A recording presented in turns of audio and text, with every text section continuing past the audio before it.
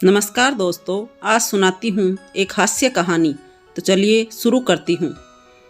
Canada देश की यह लोक कथा एक हंसी और अक्लमंदी की लोक कथा है।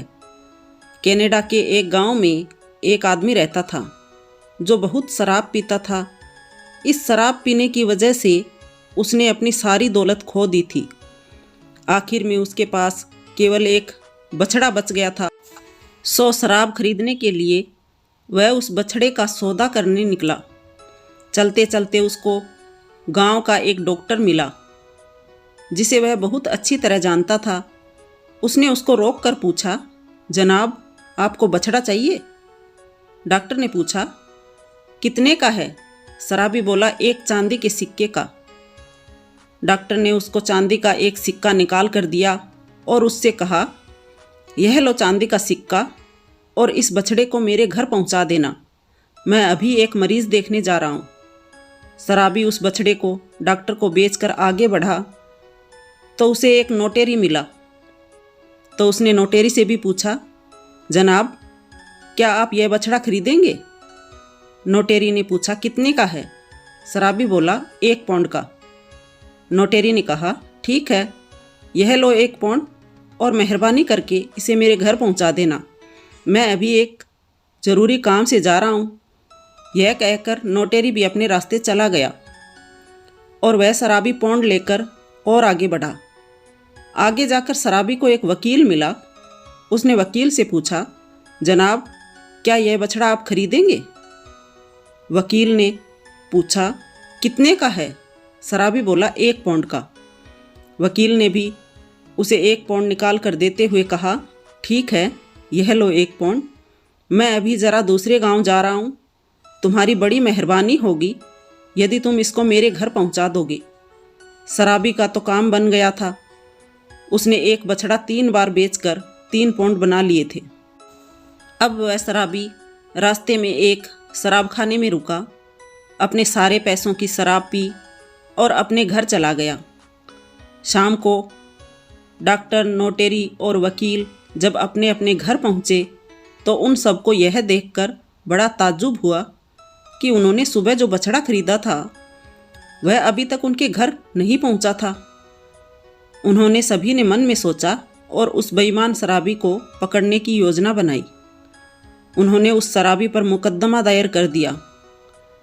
शराबी अपना मुकदमा लड़ने के लिए पास के एक गांव के वकील के पास पहुंचा।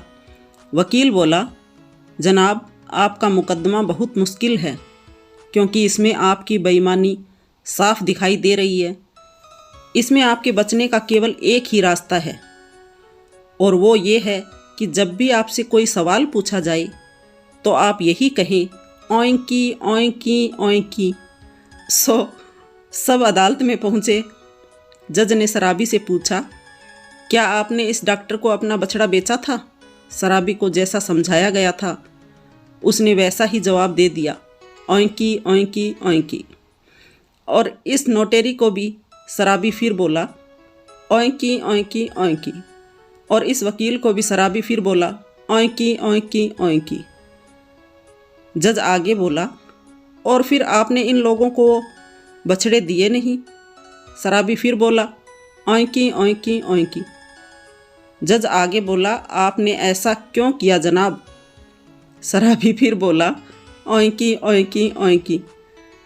जज के कई सवाल पूछने पर भी जब शराबी के मुंह से सिवाय ओंकी ओंकी ओंकी के कुछ नहीं निकला तो जज ने उन तीनों से कहा, ऐसा लगता है कि यह आदमी पागल है। मेरा फैसला है कि इसको छोड़ दिया जाए। और शराबी को छोड़ दिया गया और वे तीनों अपने अपने पैसे गंवाकर अपने अपने घर चले गए। कुछ दिन बाद शराबी का वकील शराबी के पास आया और बोला, हम लोग मुकदमा जीत गए, इसलिए मेरी फीस दो। शराबी बोला, ओंकी ओंकी ओंकी। वकील बोला, देखो, तुम ये चालाकी मेरे साथ नहीं खेल सकते। मैंने ही तुमको यह मुकदमा जिताया है। ओंकी ओंकी ओंकी। अब क्या मैं तुमसे अपनी फीस के लिए झगड़ा करूं? ओंकी ओंकी ओंकी।